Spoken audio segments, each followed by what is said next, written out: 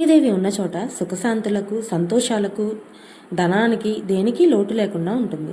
అలాంటి లక్ష్మీదేవి మన ఇంట్లో స్థిర నివాసం ఏర్పాటు చేసుకోవాలంటే మనం కొన్ని నియమాలను పాటించాలి. లక్ష్మీదేవికి ఆగ్రహం కలిగించే పనులు ఏమిటో మనం ఇప్పుడు చూద్దాం.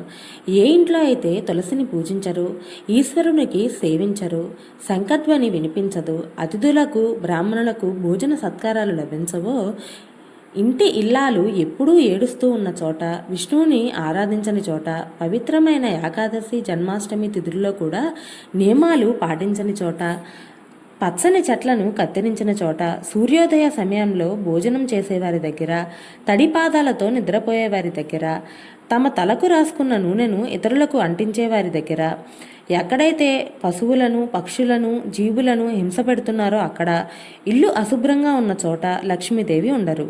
గర్వం, అహంకారం చూపేవారి దగ్గర కూడా లక్ష్మీదేవి ఎక్కువ కాలం నిలవరు.